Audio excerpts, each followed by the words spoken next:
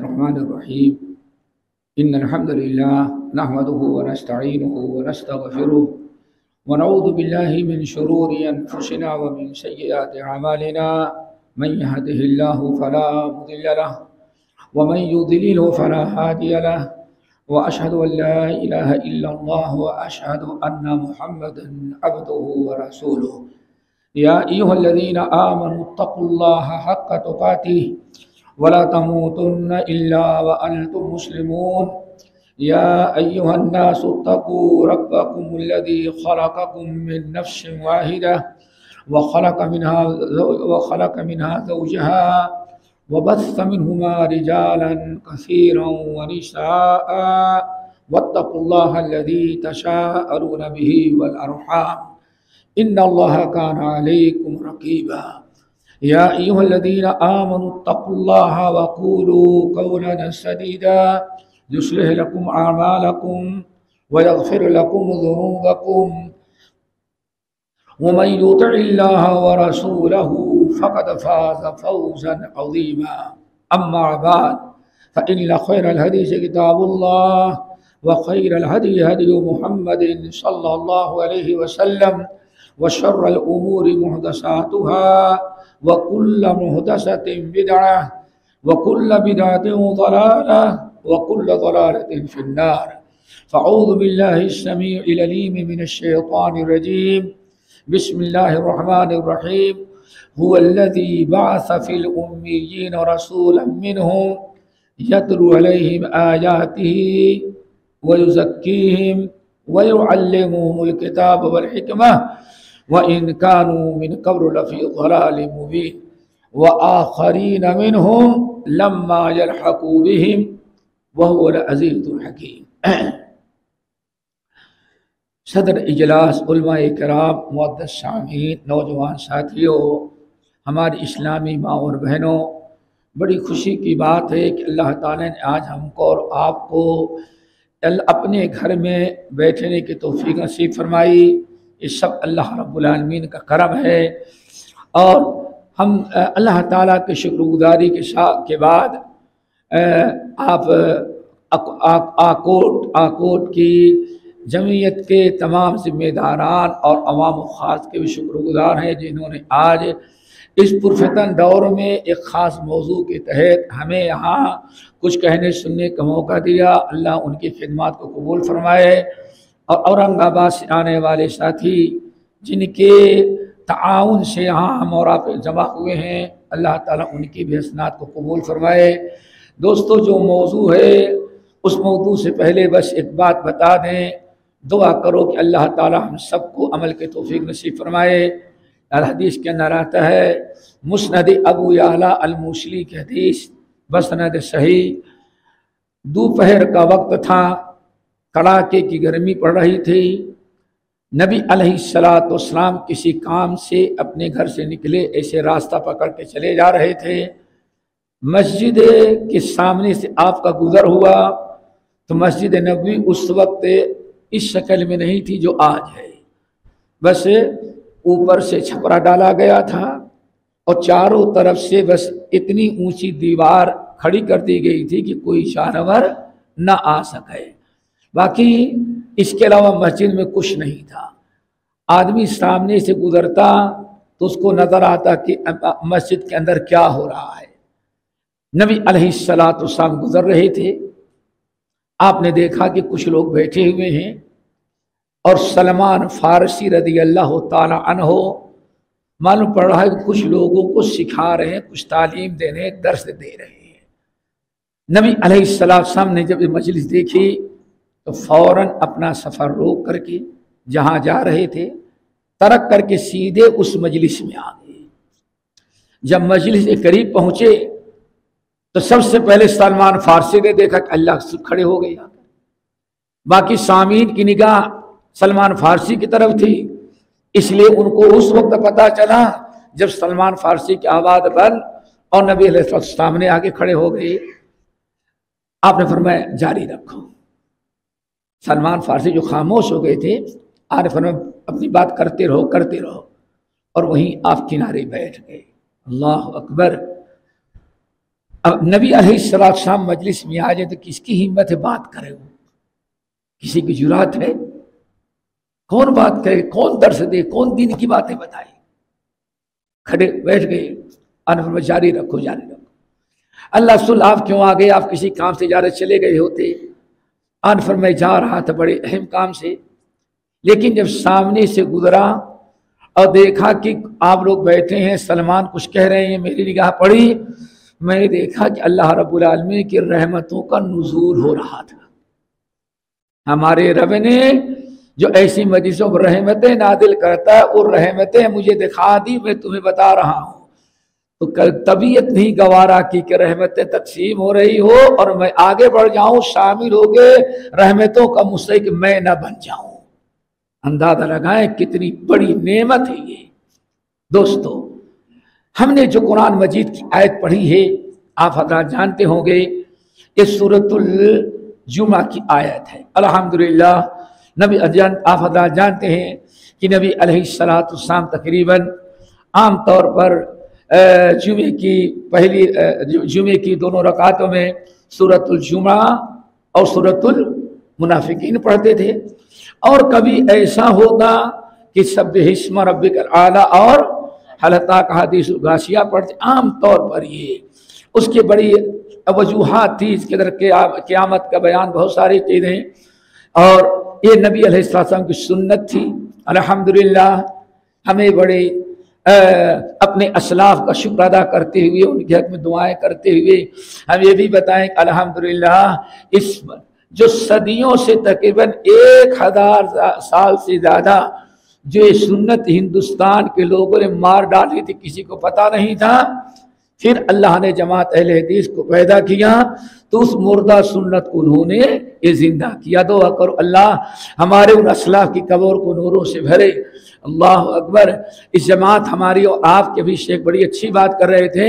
میرے اہل حدیث بھائیوں، ہمارا اور آپ کا کام ایک مین مقصد، بہت بڑا مقصد ہے کہ ہم مردہ سنتوں کو زندہ کریں۔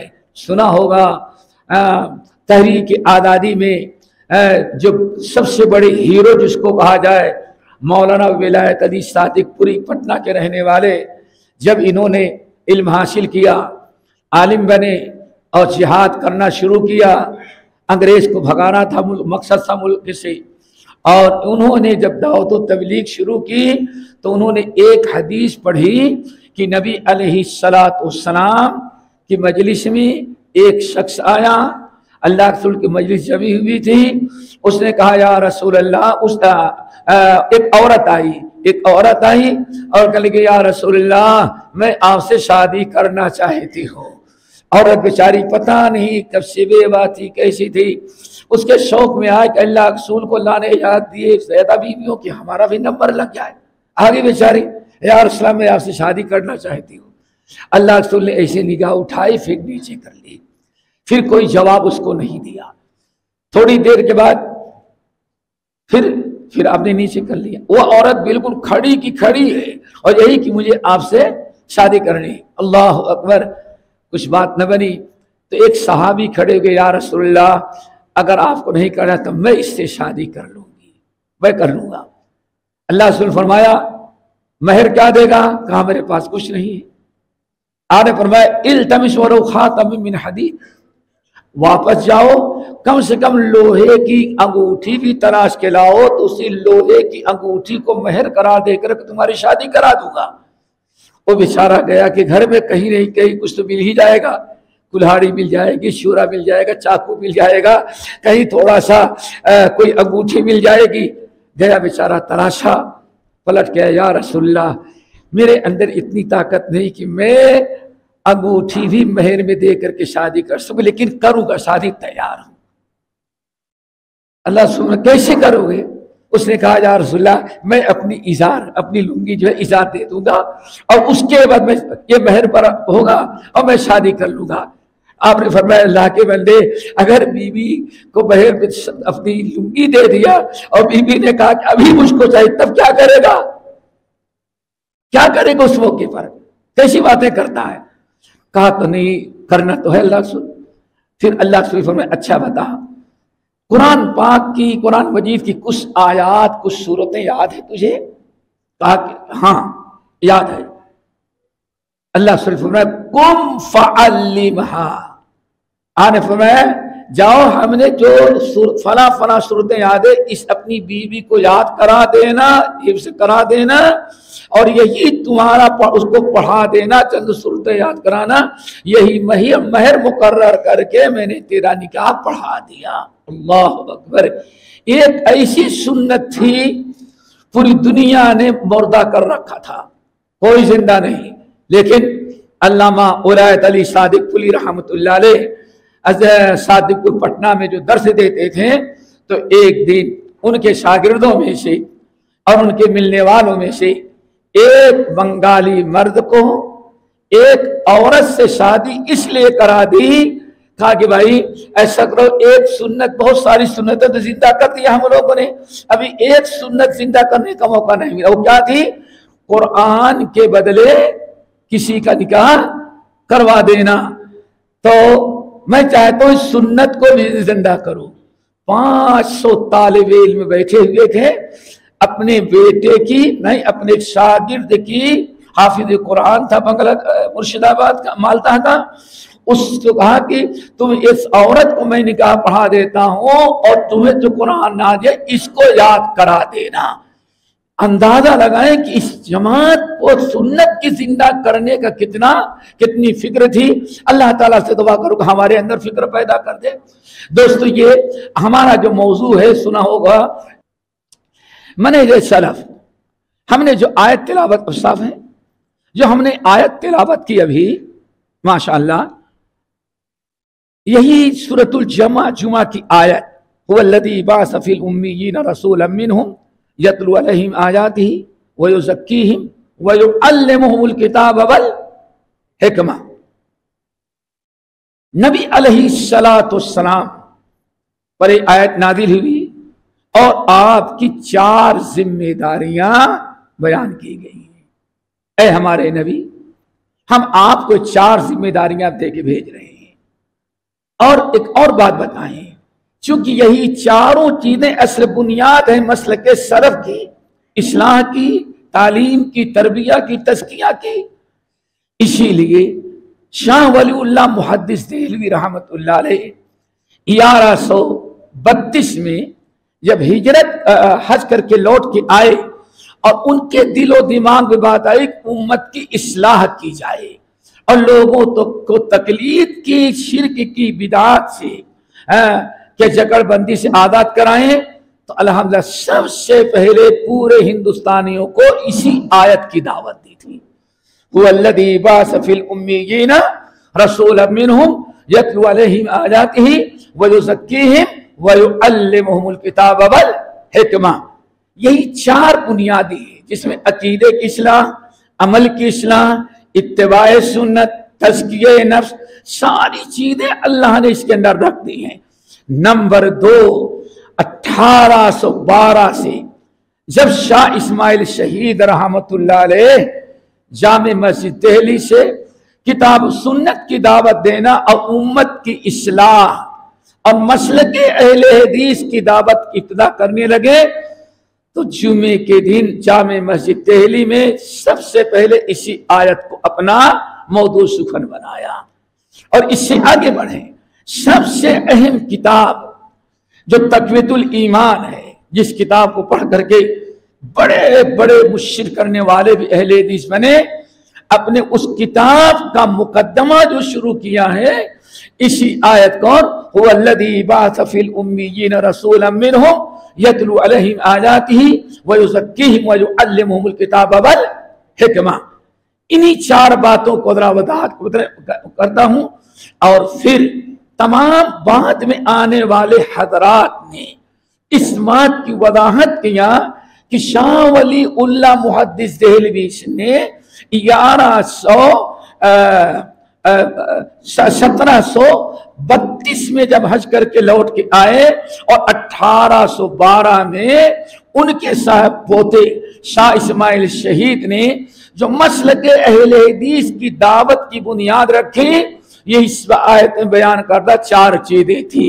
اور یہی ساری زندگی ہمارے اسلاف مولانا ولایت علی صادق پوری، مولانا عبدالحق، عنایت علی، مظہر علی، تمام اہل علم نے 4 چیزوں کو بنیاد بنایا۔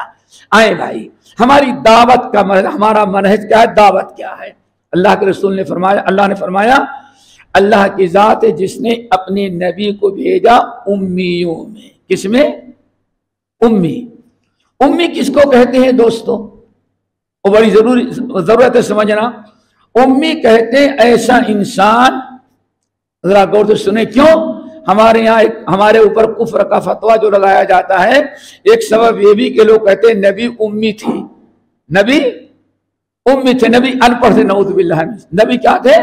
ان پڑھ۔ امی کا ترجمہ ان پڑھ لکھتے ہیں وہ، تو ہمیں بدنام کرتے ہیں، کفر کا فتویٰ لگاتے ہیں، جانتے ہیں آپ حضرت، سنا برابر۔ امی کہتے ہیں ایسے انسان کو، جاہل کو نہیں کہتے۔ ان پڑھ کے معنی کیا ہوتا ہے؟ جاہل، ان پڑھ۔ اور امی کہتے ہیں، ہمارے نبی امی تھی، یہی ہے نا، النبی امی مشہور ہے۔ امی کہتے ہیں ایسا انسان جو نہ لکھی ہوئی کوئی چیز دیکھ کے پڑھ پائے، نہ سنی ہوئی چیز کوئی ہاتھوں سے لکھ سکے، اس کو کیا کہا جاتا ہے؟ امی۔ نئی بات سمجھ میں آئی؟ امی کہتے ہیں، جاہل کو نہیں کہتے، ان پڑھ کو نہیں کہتے، امی کہتے ہیں ایسا انسان جو لکھی ہوئی چیز کو نہ پڑھ سکے اور سنی ہوئی چیز کو نہ لکھ سکے، اس کو کیا کہا جاتا ہے؟ امی۔ اب جب آپ نے سمجھ لیا اچھی طرح سے، اب قرآن مجید کی وہ آیت سنیں۔ اللہ فرماتے اگر ہم اپنے نبی کو کسی مدرسے استاد کے پاس بیٹھ کر کے پڑھنے والا بنا دیتے یا لکھنا سکھا دیتے، اذا لارتاب المبطلون، تو سارے اہل باطل کہتے محمد لکھنا جانتے ہیں، قرآن کو اپنے ہاتھوں سے لکھ کر کے پیش کر دیا۔ آپ کے اس امی ہونے میں معجزہ ہے، جو انسان لکھی ہوئی چیز پڑھ نہ سکے، سنی ہوئی چیز لکھ نہ سکے، وہ بھی اتنا بڑا قرآن پیش کر دیا کہ اس کے آیت کا کوئی مقابلہ آج تک نہیں کر سکا۔ اس کا مطلب ہے کہ نبی کا لکھا ہوا نہیں، کوئی ذات با کمال ہے جس نے اپنے نبی کو یہ سکھلایا، اس لیے امی۔ اب آپ اللہ کے نبی علیہ السلام، مکے والے کیا تھے؟ نہ عام طور پر نہ لکھنا جانتے تھے نہ پڑھنا۔ اللہ نے حکم دیا اے نبی ہم نے آپ کو یہاں بھیجا، 4 کام ہے۔ نمبر 1 یتلو علیہم آیاتی۔ دوستو پہلی چیز ہمارے دعوت کی ابتدا کہاں سے ہوگی؟ یتلو علیہم آیاتی، ہمارے نبی اللہ کی آیات پڑھ کر کے سنائیں گے۔ نمبر 2 وَيُزَكِّيهِمْ، ہمارے نبی لوگوں کا تزکیہ کریں گے۔ نمبر 3 وَيُعَلِّمُهُمُ الْكِتَابَ، کتاب کی تعلیم دیں گے، یعنی قرآن کی تعلیم دیں گے۔ اور نمبر 4 والحکمہ، ہمارے نبی حکمت کی تعلیم۔ یہ 4 چیزیں ہیں میرے نبی۔ اب ذرا ان کی تفصیل سمجھیں۔ نمبر 1 یتلو علیہم آیاتہ، ہمارے نبی لوگوں کو آیات، اللہ کی آیات پڑھ کر کے سنائیں گے۔ قرآنی آیات 2 طرح کی ہیں، 2 طرح کی۔ ایک آیات ہیں جن کو کہا جاتا ہے آیات کونیہ، اور دوسری آیات ہیں جن کو کہا جاتا ہے آیات شرعیہ۔ آیات کونیہ یعنی وہ آیات جیسے ابھی قاری صاحب نے قرات کیا، ان فی خلق السماوات والارض واختلاف اللیل والنہار لآیات لأولی الالباب۔ ایسی آیات ہر جمعے کو سنتے ہوں گے، افلا ينظرون الى الابل کیف خلقت وإلى السماء کیف رفعت وإلى الجبال کیف نصبت وإلى الارض کیف سطحت۔ وہ آیات جس میں اللہ تعالیٰ کی نشانیاں، قدرتیں بیان کی گئی ہیں، ان پر غور فکر کرنا۔ اللہ نے حکم دیا مکے والوں کو، افلا ينظرون الى الابل کیف خلقت، کیا یہ مکے والے جس اونٹ کو سواری پر استعمال کرتے ہیں، क्या ये देखते नहीं कि अल्लाह ने कैसे पैदा किया? नंबर एक, खुद जो है दिन भर में 5 मरतबा पानी पीते हैं और ऊंट हफ्ते में 1 ही दिन पानी पीता है। अल्लाह अकबर। अरबों में पानी की किल्लत थी, पानी उसके पास था नहीं, ऊंट की सवारी करते थे। ऊंट पर अगर हफ्ते भर के लिए 500 किलोमीटर जाना है, उस पर पानी रख ले तो ऊंट का बोझा पूरा हो जाए। खाने वाला बोझा कहाँ रखेंगे, सामान कहाँ रखें, खुद कहाँ बैठेंगे? इसीलिए अल्लाह रब्बुल आलमीन ने ऊंट के अंदर एक खूबी रखी, पेट में एक ऐसी टंकी बना दी और पाइपलाइन बिछा दिया अतड़ी तक। 1 दिन पानी पी लेता है और हफ्ते भर पानी वहां से सप्लाई होता है, तो पानी पीने की जरूरत ही नहीं। अफला यंजुरून इलल इबिली कैफा खुलिकत, ये आयत कौनिया है। आसमान को जरा देखो, बगैर अमदिन तरौनहा, न इनकी जरूरत है शे की, न उनकी जरूरत है, किसी की जरूरत नहीं। अल्लाह ने एक बात फरमाया, अल्लाह को पहचानो किससे? आसमान को देख लो, इतना बड़ा आसमान है माशाअल्लाह। आप हज करने के लिए जाते होंगे, हज करके लौट करके आए, पता नहीं कितने 1000 किलोमीटर पड़ेगा औरंगाबाद, क्या कहते हैं आपका मरठवाड़ा। अल्लाह अकबर। क्या कहीं सुतून नजर आया? पहाड़ नजर आया? पहाड़ नजर आया, आसमान, लेकिन कहीं सुतून नजर नहीं आए तो सामान को, आसमान को थामे हो। फरमाया बेगैर अमदिन तरौना, तुम अपनी आंखों से देख लोगे कि देखो बगैर सुतून के आसमान खड़ा है। अब बताएं आसमान को किसने रोक रखा है? ये सब अल्लाह करता है। इसको आयात कौनिया। नंबर 2 आयात शरइया है। आयात शरइया का मतलब वो आयत जिसमें अल्लाह ने हलाल, हराम, जायज और नाजायज बयान किया हो, जिसमें कोई मसला बयान किया हो। मसलन अल्लाह ने अकीमुस्सलाह बयान फरमाया, नमाज कायम करें। नमाज तो कायम करें, लेकिन नमाज कैसे पढ़ें पूरे कुरान मजीद में कहीं नहीं लिखा हुआ है। यहां उस्ताद की जरूरत पड़ी, कुरान सिखलाने की जरूरत पड़ी।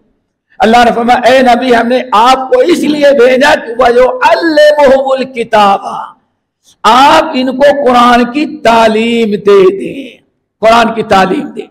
पता चला इंसान को तालीम कुरान का सीखना भी जरूरी है, पढ़ना भी जरूरी है, कुरान की तालीम देना भी जरूरी है। इसीलिए अल्हम्दुलिल्लाह, अल्लाह अकबर, अल्लाह ताला ने इस जमात को तौफीक दिया और पूरे हिंदुस्तान नहीं पूरी दुनिया की मसाजिद में दर्स कुरान और दर्स हदीस का सिलसिला शाये हुआ। और इस सुन्नत हसना की इब्तिदा जिसने की है, मौलाना अहमदुल्लाह अमरसरी अहले हदीस आलिम तो मियां साहब के शागिर्द थे। उनसे पहले पूरे हिंदुस्तान में कहीं, मुत्तहिदा हिंद में कहीं दर्स कुरान का कोई रवाज नहीं था। मुबारक मस्जिद से उन्होंने फजर के बाद दर्स कुरान और इशा के बाद दर्स हदीस का सिलसिला शुरू हुआ। इसी आयत की रोशनी में क्यों उम्मत की इस्लाह और उम्मत की तालीम और तरबियत नहीं हो सकती जब तक कि सही मानों में किताब और सुन्नत को जोड़ा न जाए। तो अल्लाह ने फरमाया, एक तो अल्लाह ने हमको आप पर आयत नाज़िल की। नंबर 2 वयुज़क्कीहिम।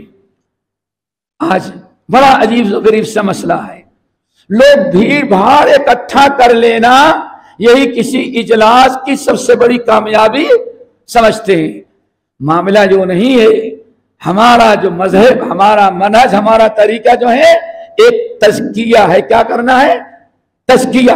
तालीम भी है, कुरानी आयात पढ़ना भी है और तज़किया करना है। प्यारे नबी ने तज़किया कैसे किया?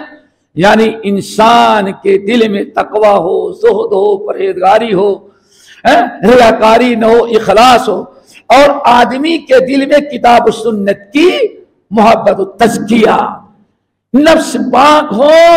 हमेशा इंसान अल्लाह ताला के इताअत फरमा बरदारी करे और यही कामयाबी का राज है। कद अफलह मन तज़क्का व ज़करा अस्म रब्बिही फसल्ला। कामयाब हुआ वो इंसान जिसने अपना तज़किया किया।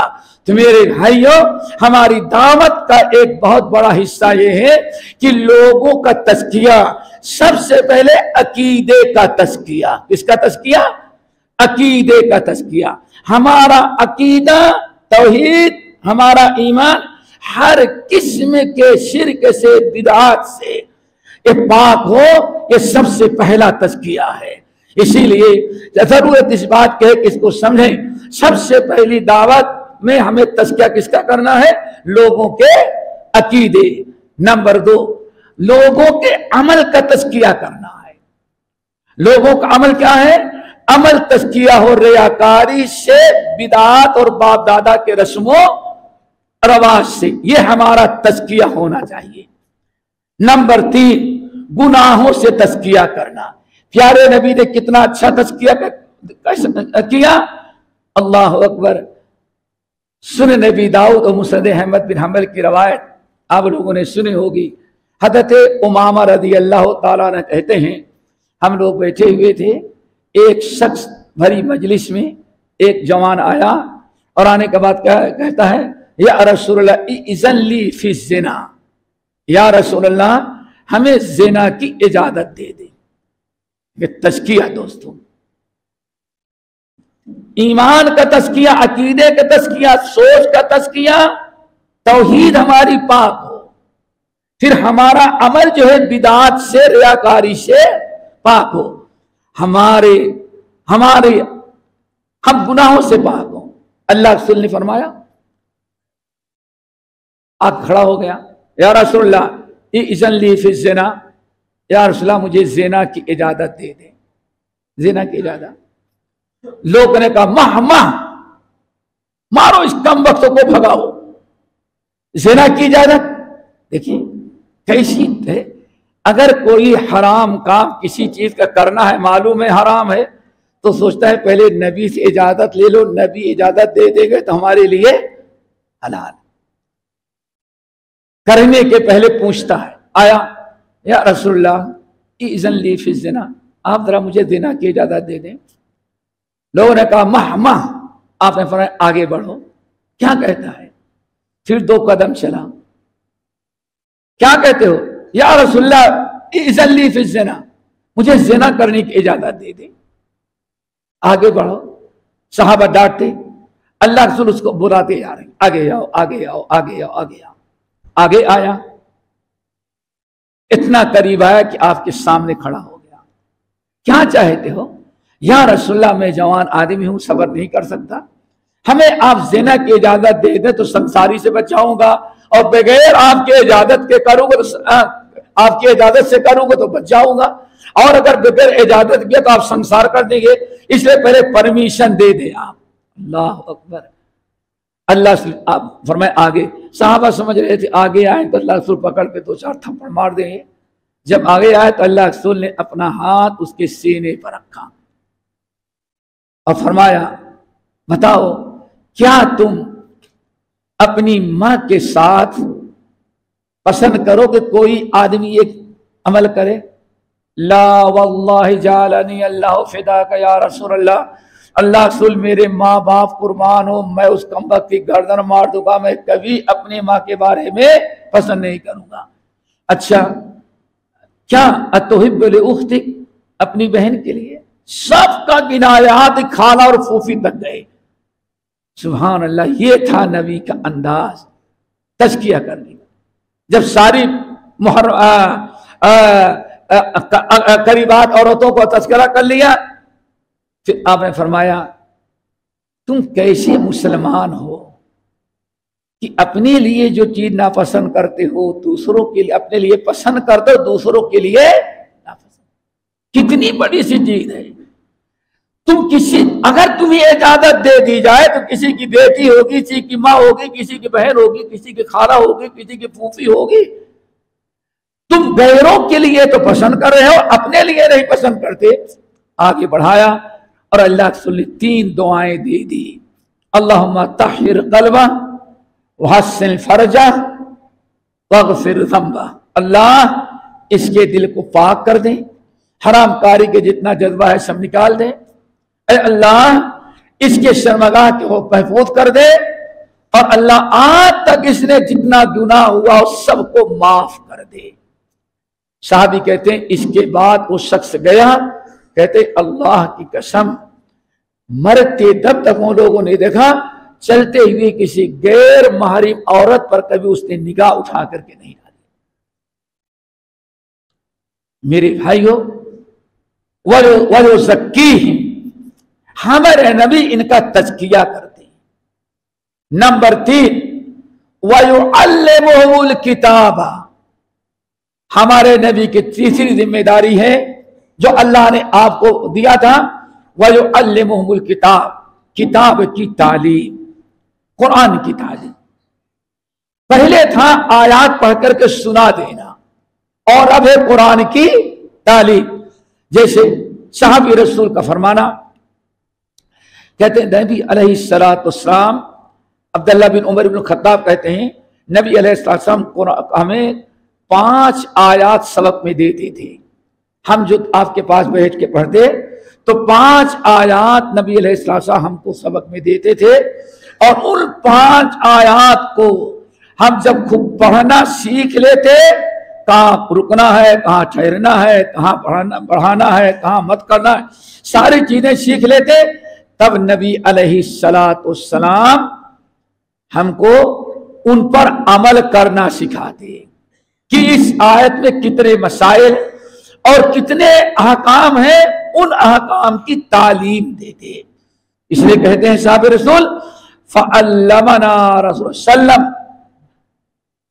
القرآن اللہ رسول نے ہمیں 2 چیزیں سکھلائی، فَعَلَّمَنَا الْعِلْمَ وَالْعَمَلِ، ہم لوگوں کو اللہ نے علم اور علم پر عمل کرنا، یعنی قرآن کا علم بھی دیا، سکھایا، اور قرآن پر عمل کیسے کریں اللہ رسول نے ہمیں عمل کرنے کا طریقہ بھی سکھایا ہے۔ یہ تھی میرے بھائیوں نبی علیہ السلام کا ایک طریقہ۔ نمبر 4، والحکمہ، نبی علیہ السلام کس کی تعلیم دیں گے؟ حکمت کی۔ 2 چیزوں کی تعلیم ہے دوستو، کتاب کی تعلیم اور نمبر 2 حکمہ کی تعلیم۔ حکمہ کیا چیز ہے؟ قرآن مجید کے مختلف مقامات پر، اس کو ذرا اچھی طرح سے سمجھیں، مختلف مقامات پر اللہ نے قرآن حکمہ کا تذکرہ کیا ہے۔ یہ آیت ہے سورۃ البقرہ ہے، سورہ آل عمران ہے، اور یہ آیت سورۃ الجمعہ کی ہے۔ اسی طرح سے سورہ احزاب ہے، سورۃ النساء ہے، وَأَنزَلَ اللَّهُ عَلَيْكَ الْكِتَابَ وَالْحِكْمَةَ وَعَلَّمَكَ مَا لَمْ تَكُنْ تَعْلَمُ وَكَانَ فَضْلُ اللَّهِ عَلَيْكَ عَظِيمًا۔ اللہ کے رسول صلی اللہ علیہ وسلم نے حکمہ سکھلایا۔ حکمہ کیا چیز ہے؟ سب تمام اہل علم کے کہنے کے مطابق حکمہ نام ہے حدیث رسول کا۔ نبی علیہ السلام کی احادیث کو، اقوال اور افعال کو کیا کہا جاتا ہے؟ حدیث۔ اس کی وجہ کیا ہے؟ نمبر 1، جیسے آپ قرآن سکھلاتے تھے ویسے ہی آپ حکمہ یعنی حدیث وَيُعَلِّمُهُمُ الْكِتَابَ وَالْحِکْمَةَ، پتہ چلا جسے قرآن سیکھنے کی چیز ہے ایسے ہی حدیث بھی کوئی سیکھنے کی چیز ہے۔ نمبر 2، سورۃ النساء کی آیت میں نے بتائی آپ کو۔ سورۃ النساء کی آیت اللہ نے کیا فرمایا؟ اللہ رب العالمین 2 چیزیں تمہارے اوپر، آپ کے اوپر نازل کی ہیں، کیا؟ کتاب والحکمہ۔ پتہ یہ چل گیا ہمارے اہل حدیث بھائیوں، ذرا یہ نقطہ یاد رکھیں، اللہ نے 2 چیز نازل کی، ایک چیز نازل نہیں کی ہے۔ عام طور پر قرآن کو نازل کیا اور حدیث کو نہیں۔ وَأَنزَلَ اللَّهُ عَلَيْكَ الْكِتَابَ وَالْحِكْمَةَ وَعَلَّمَكَ مَا لَمْ تَكُنْ تَعْلَمُ وَكَانَ فَضْلُ اللَّهِ عَلَيْكَ عَظِيمًا۔ اے نبی، اللہ نے آپ پر اپنے فضل و کرم سے کتاب نازل کیا اور حکمہ نازل کی۔ پتا چلا حکمہ وہ چیز ہے جو اوپر سے نازل ہوئی ہو۔ تو اس آیت میں واضح کر دیا کہ 2 چیزیں اللہ نے نازل کیا ہے، ایک قرآن ہے اور دوسری حدیث ہے۔ نمبر 3، اللہ رب العالمین نے سورۃ حجرات احزاب کے اندر جہاں ازواج مطہرات کا تذکرہ کیا، وَاذْكُرْنَ فِي بُيُوتِكُنَّ مَا يُتْلَى فِي بُيُوتِكُنَّ مِنْ آیات اللہ کیا ہے بھائی؟ ہے نا؟ اے نبی کی بیویوں، دو چیزیں یاد کرو تم، ایک نہیں، تمہیں دو چیزیں پڑھنا ہے، دو چیزیں یاد کرنا ہے، قرآن کو یاد کرنا ہے اور حکمہ حدیث کو بھی یاد کرنا ہے۔ پتہ چل گیا حدیث جو ہے وہی اصل میں حکمہ ہی کیا ہے؟ حدیث۔ تو میرے بھائی یہاں ایک چیز آپ بتائیں، پتہ چل گیا اللہ نے نازل دو چیزیں کی، کتاب اور حکمت۔ نمبر دو، نبی علیہ السلام نے سکھلایا دو چیزیں، وَيُعَلِّمُهُمُ الْكِتَابَ وَالْحِکْمَةَ، اللہ کے نبی نے کتاب بھی سکھلایا اور کیا سکھلاتے تھے؟ حدیث بھی سکھلاتے تھے۔ نمبر تین، جیسے قرآن یاد کرنے کا حکم دیا اللہ نے، ایسے حدیث بھی یاد کرنے کا حکم دیا۔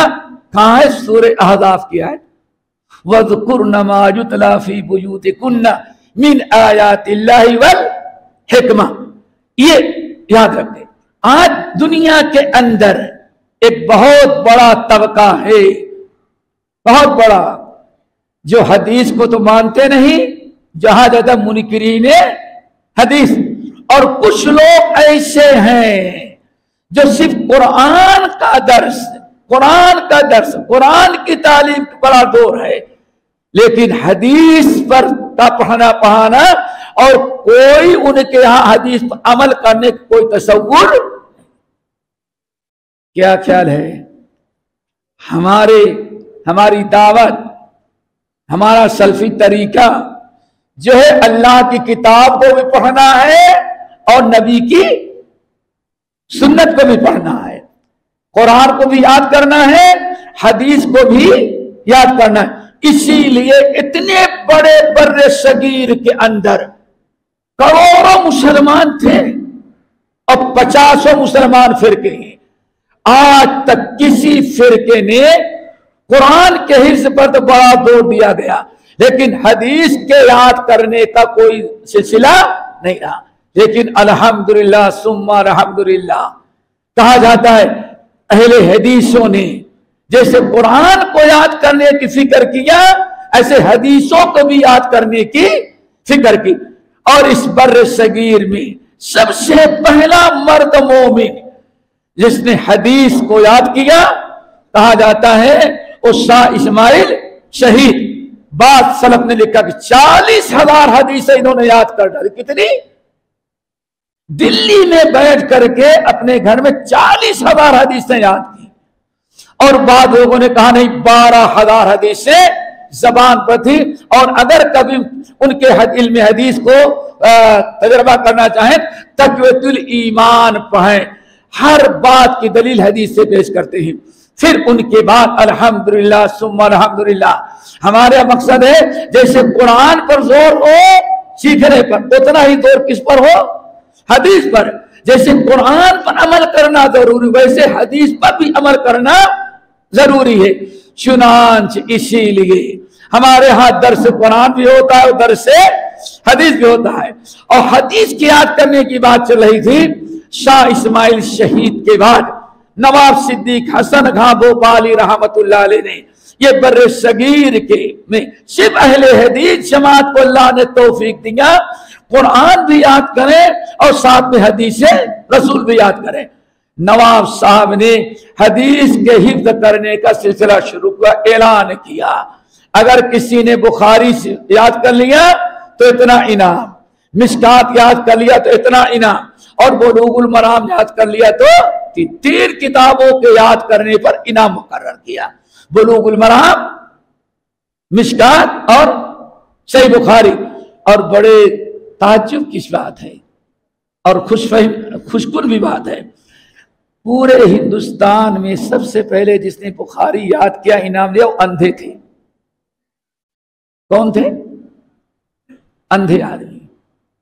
اندھے آدمی نے، ایک اندھا انسان چونکہ اہل حدیث تھا، مسلک اہل حدیث سے تعلق تھا، اس نے جب سنا حدیث یاد کرنا ہے تو اندھے پن میں کبھی بچوں کو بیٹھایا کہ اس کو بٹھایا، وہ پڑھتے جاتا اور اپنی پوری حدیث اس طرح سے یاد کرتے رہے۔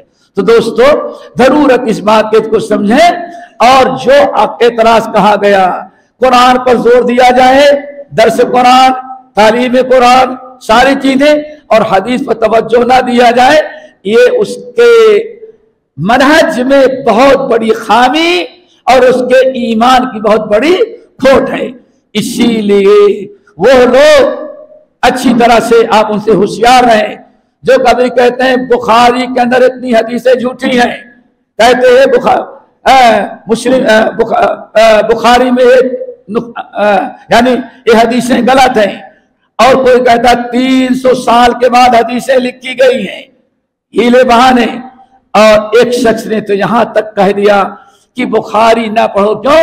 بخاری نے حدیث کا قیمہ بنا دیا ہے، نعوذ باللہ، بخاری کا قیمہ بنا دیا ہے۔ ایک دوسرا انسان نقل کرتا ہے، جب معید اسلمی رضی اللہ عنہ اتنے بڑے صحابی، ان سے جب زنا سردد ہوا، اللہ کے رسول نے رجم کیا، قرآن حدیث میں رجم کرنے کا تذکرہ ہے، تو ایک سب انہی گروہ کے ایک صاحب کہتے ہیں کہ اصل میں اسلام میں رجم کی سزا نہیں ہے، معید اسلامی ایک فاسق فاجر انسان تھا، شرابی کبابی، اس کی وجہ سے اللہ کے رسول نے رجم کیا تھا، زنا کی وجہ سے رجم نہیں کیا تھا۔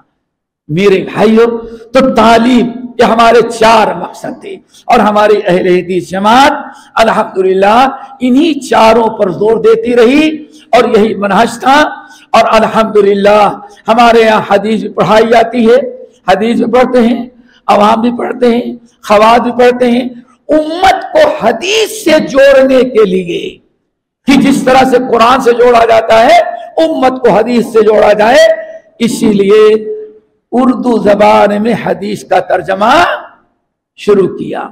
سب سے پہلے شیخ الکل میاں نذیر حسین محدث دہلوی رحمۃ اللہ علیہ کے شاگرد مولانا عبید اللہ سیالکوٹی نے بخاری کی اردو شرح لکھی، پھر اس کے بعد نواب صدیق حسن خان رحمۃ اللہ علیہ نے، علامہ وحید الزماں بدیع الزماں جو یو پی سے آ کر کے حیدرآباد میں ایک عرصے تک زندگی گزارے، اور یہی دونوں کی قبریں بھی، علامہ وحید الزماں اور علامہ بدیع الزماں، نواب صاحب نے ان کے ذریعے پوری کتب ستہ کا ترجمہ اور شرح لکھوائی، اور موطا امام مالک کا ترجمہ کروایا، یہاں تک کہ مشکات کا ترجمہ کروایا، تاکہ ایک انسان جیسے قرآن کا ترجمہ پڑھ کر کے قرآن سے جڑتا ہے، ایسے حدیث پڑھ کر کے بھی اردو میں ترجمہ اور شرح رہے گی تو حدیث سے بھی انسان جڑا رہے گا۔ یہ 4 چیزیں بڑی اہم تھی جو ہماری دعوت کا، ہمارے مشن کا ایک بہت بڑا سرمایہ ہے، اور ہمارے سلف نے ہمیشہ انہی 4 کے ذریعے امت کی اصلاح کی کوشش کی ہے۔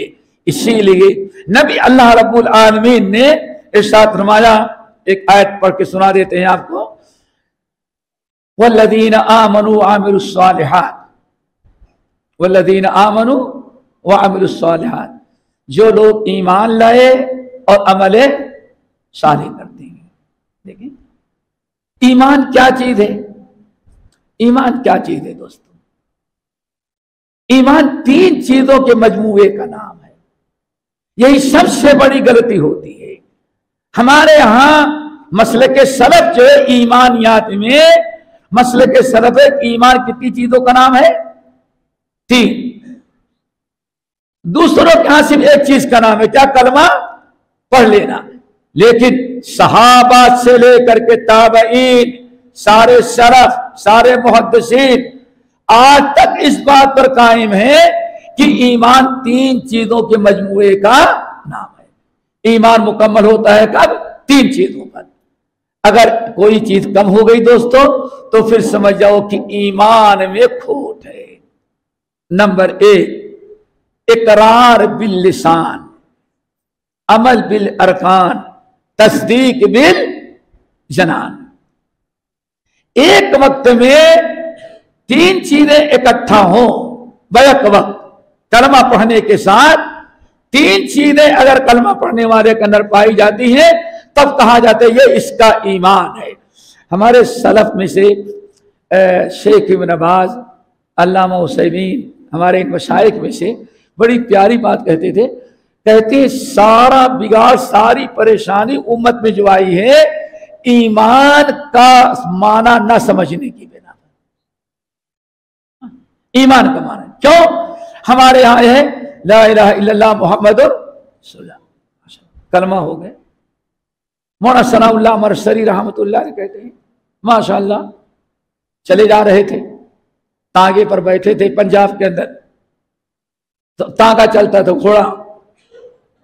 گھوڑا کو مارتا، اور مارتے وقت تو پنجابی کیا کہتا تمہاری ماں کی ایسی، تمہاری بہن کی ایسی، اور گالیاں دے رہا ہے۔ اب مولانا ثناء اللہ مرسری بیٹھے ہوئے ہیں اور ان کے سامنے وہ پنجابی تانگے والا اتنی گالیاں دے رہا، صبر نہ ہوا، پوچھا کہا کہ اللہ کے بندے تو مسلمان ہے؟ کہا مسلمان ہو؟ کہا کہ مسلمان ہے، کلمہ آتا ہے؟ کہا نکاح میں قاضی نے پڑھایا تھا، نکاح میں قاضی نے پڑھایا تھا، بس کہا کہا اللہ کے بندے کیسے مسلمان ہے؟ کہا الحمدللہ گوشت خوب دبا کے کھاتے ہیں۔ مسلمان کس لیے ہے؟ ہم تینوں وقت گوشت خوب دبا کے کھا۔ اللہ اکبر۔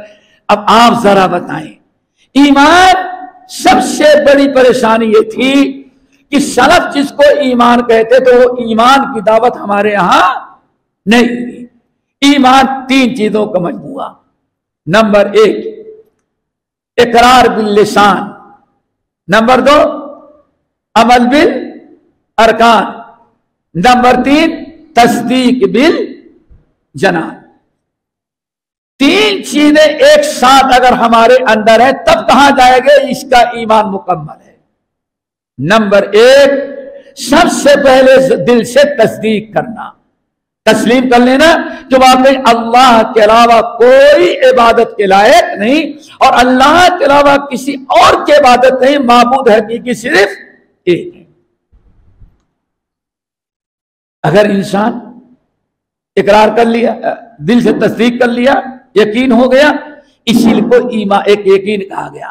جب حضرت عمر بن ابسہ رضی اللہ تعالیٰ عنہ کے حدیث پر یا ابو فراس اسلمی رضی اللہ تعالیٰ عنہ نے کہتے حجۃ الوداع میں نبی علیہ السلام اونٹنی پر سوار تھے، ایک شخص آیا کہنے لگا یا رسول اللہ مل ایمان، ایمان کیا ہے؟ تو اللہ رسول نے فرمایا الایمان الیقین، جب تک دل میں یقین کامل نہ ہو جائے تب تک وہ ایمان نہیں ہو سکتا۔ اللہ دیکھیں اللہ رسول نے ایمان سراپا یقین کا نام کیا رکھا؟ ایمان۔ اگر کوئی انسان زبان سے اقرار، اچھا پہلے ایک چیز دل سے یقین، نمبر 2 دل سے جس کا یقین ہے اس کا زبان سے اقرار ہو، اقرار باللسان، دل نے جس کو یقین کیا ہے اس پر آپ اپنی زبان سے اقرار کریں۔ اگر زبان سے اقرار نہ کرے تو آدمی مسلمان ہے، کیونکہ نہیں اللہ جانتا ہے وَجَحَدُوا بِهَا وَاسْتَيْقَنَتْهَا ظُلْمًا وَعِلْمًا، ظلمًا، اللہ ارشاد فرماتے ہیں ان کو 100% یقین تو تھا دل سے، لیکن زبان سے اقرار انہوں نے نہیں کیا۔ اللہ ظلمًا وَاسْتَيْقَنَتْهَا، انہیں توحید پر ایک اللہ ہے اس پر 100% یقین تھا فرعون کو، لیکن زبان سے اقرار نہیں کیا۔ یہی چیز، اور اقرار کرتا تو اعلان نہیں کرتا تھا، اقرار باللسان۔ مثلا امام بہقی رحمۃ اللہ علیہ نقل کرتے ہیں ایک مرتبہ مصر کے اندر فرعون کے زمانے میں بہت ہی زیادہ قحط پڑ گیا، بارش نہیں ہو رہی تھی۔ فرعون کہتا میں بارش برساتا ہوں، سارے کسان اس کے پاس آئے، آقا آپ کیوں ناراض ہو گئے؟ کہا کیا ہوا؟ کہا بارش تو نہیں ہو رہی ہے، آپ کیوں ناراض ہیں؟ جو چاہیں لے لے لیکن بارش برسائیں تاکہ ہماری فصل بچ جائے۔ کہا آج میں بہت بزی ہوں، کل آنا تو کل میں بارش برساؤں گا، کل فرصت میں رہوں گا۔ دیکھا آپ نے، اہل علم نقل کرتے ہیں جب شام ہوئی، رات ہوئی تو فرعون بدبخت چپکے سے گھر سے نکلا اور دریائے نیل میں جا کر کے بیٹھ گیا. اللہ ہم جانتے ہیں کہ تو ہی بارش برساتا ہے, تو ہی وحدہ لا شریک ہے. اگر اللہ کل تو نے بارش نہ برسائی تو میری قوم ہم کو رب ماننے سے انکار کر دے. خدایا ذرا میری سن لے اور بارش کو برسا دے. ذرا سوچے, انسان فرعون بدبخت بھی اللہ کو مان رہا ہے لیکن زبان سے اقرار کرنے کے لیے تیار نہیں. اس لیے دوستو زبان سے اقرار بھی ضروری ہے. نمبر 3, ہر چیز کا ایک اثر ہوتا ہے دوستو. ہر چیز کا ایک اثر ہوتا ہے, اس کی تاثیر ہوتی ہے, حسی اور معنوی دونوں. کوئی میٹھی چیز کھاتے تو اس کا ایک اثر ہوتا ہے, کوئی دل و دماغ تک سرایت کر جاتا ہے. ہر چیز ایک اثر ہوتا ہے. ایمان کا کیا اثر ہوگا, کیسی پتا چلی کہ ہمارے اندر ایمان آیا ہوا ہے, یقین آیا ہوا کہ نہیں؟ تو اس کے بھی کچھ آثار ہوتے ہیں. نبی علیہ السلام سے جب پوچھا گیا یا رسول اللہ مل ایمان, اور پوچھا گیا مل اسلام, تو کیا فرمایا؟ ان تشہد ان لا الہ الا اللہ وان محمدا رسول اللہ واقام الصلاۃ وایتاء الزکاۃ وصیام رمضان وحج البیت ان استطعت الیہ سبیلا. دیکھو معاملہ یہاں تھا عمل کا, تو تین چیزوں کے مجموعے کا نام کیا ہے؟ ایمان ہے. زبان دل سے تصدیق, زبان سے اقرار, اور اپنے اعضاء کے ذریعے عمل. جب یہ چیزیں ہمارے اندر تینوں اکٹھا ہوئی تب کہا جاتا ہے اس کا ایمان مکمل ہوا. اسی لیے دوستو ایمان ہمارے اندر آیا تبھی معاملہ سب کچھ سدھرتا ہے. ایمان کی جو دعوت تھی ہمارے ہاں عرصے دراز تک, صرف اللہ ایک مان لو, اس کے بعد جو چاہو کرتے رہو. اسی لیے آج آدمی شرک کر رہا ہے, کفر کر رہا ہے, دعائیں مانگ رہا ہے, سجدہ کر رہا ہے. آپ ٹوکے تو کیا کہتے ہیں؟ میں ان کو اللہ مان کر کے سجدہ نہیں کر رہا ہوں, میں ان کے سر سے فریاد کر رہا ہوں تو اللہ مان کر کے نہیں, اللہ ہی نے ان کو سب کچھ دیا. میرے بھائی دیکھو کس طرح سے وہ انسان اللہ رب العالمین کو مانتا ہے لیکن اس کے ساتھ ساتھ وہ کیا کر رہا ہے؟ وہ شرک کر رہا ہے. عملی طور پر وہ نہیں, دل سے مانتا ہے اللہ ایک ہے, زبان سے اقرار کرتا ہے, لیکن عملی طور پر بتاتا ہے کہ نہیں اللہ کے علاوہ غیروں کی بھی عبادت کرتے ہیں اور اللہ کے علاوہ دوسرے بھی مشکل کشا حاجت روا. وجہ یہی ہے جو سلف کے ہاں ایمان تھا. سلف کے ہاں ایمان کیا تھا؟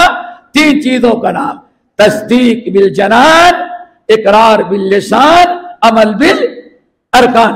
یہ تین چیزیں. لیکن ہمارے ہاں لوگوں نے ایمان کا مطلب کیا سمجھا؟ کلمہ پڑھانا. اسی لیے سنن ابی داؤد ابن ماجہ کی روایت بہت اہم ہے, اس کو یاد رکھو. ایمان سیکھنے کی چیز ہے. حضرت جندب بن جنادہ کہتے ہیں ہم لوگ نبی علیہ السلام سے قرآن سیکھتے تھے. قرآن سیکھا, اللہ رسول ایمان سکھلاتے. ہم لوگوں کو سب سے پہلے اللہ رسول کیا سکھلاتے تھے؟ ایمان. کان یعلمنا الایمان, اللہ رسول ہم لوگوں کو ایمان سکھلاتے تھے. پتہ چلا پڑھنا نہیں ہے بلکہ ایمان بھی سیکھنے کی چیز ہے. پھر کہتے ہیں جب ایمان سیکھ لیا تو نبی نے ہم کو قرآن پر سکھایا. پہلے ایمان اور بعد میں قرآن. کہتے ہیں جب پہلے ایمان سیکھا پھر قرآن اللہ کو سکھایا تو قرآن سیکھنے کے بعد فزدنا ایماناً, تو ایمان ہمارا بڑھ گیا. کیوں؟ جو ایمان سیکھا تھا سب کا تذکرہ قرآن مجید کے اندر ہم نے لکھا ہوا دیکھ لیا. تو ایمان سیکھنے کی چیز ہے.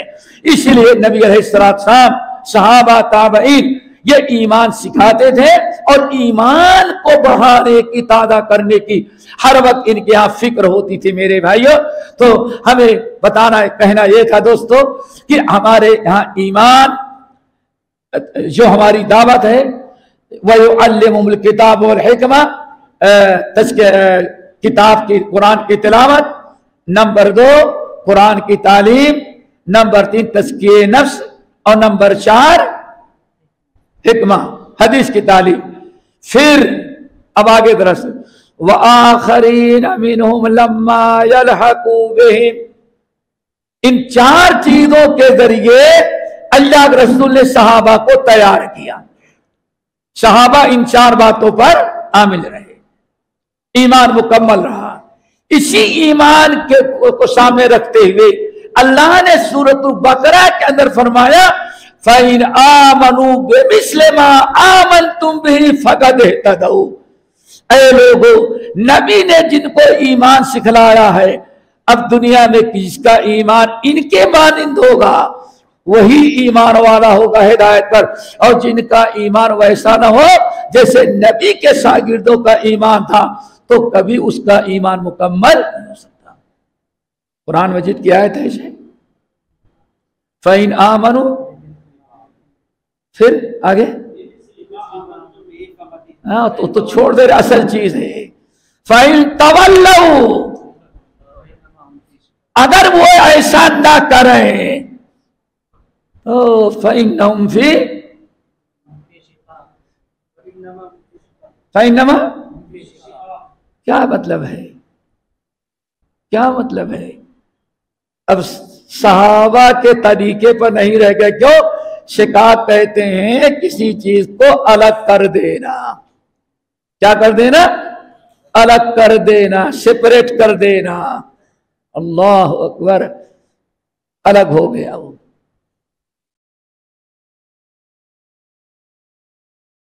اب صحابہ کا، تابعین کا، محدثین کا جو طریقہ تھا اس سے وہ ہٹ گیا۔ اسی لیے ایک بات ہمیں اور یاد آئی، بتائیں آپ کو۔ آج سب سے پہلے ہم لوگوں کو کہتے ہیں بس ایمان ایمان، توحید توحید توحید۔ اگر کہیں توحید کانفرنس رکھ دی جائے تو کہتے ہیں بڑے روشن خیال والے لوگ، ارے توحید اس سے بڑے بڑے مسائل ہیں، اس پر کانفرنس کرنے کے بجائے توحید بھی کوئی، اللہ اکبر، دیکھا آپ نے؟ ایک چیز یاد رکھیے گا، ابھی تک ہم نے کیا بتایا؟ اللہ کے نبی صلی اللہ علیہ وسلم سے لے کر کے صحابہ، تابعین، تبع تابعین تک ایمان سیکھنے کی چیز تھی کہ ایمان ہے کیا، اس کو سکھایا جاتا تھا، ٹھیک ہے نا، سکھایا جاتا تھا۔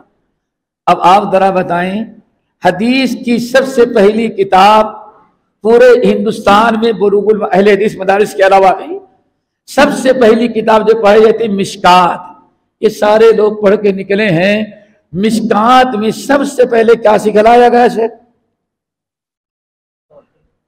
کتاب الایمان۔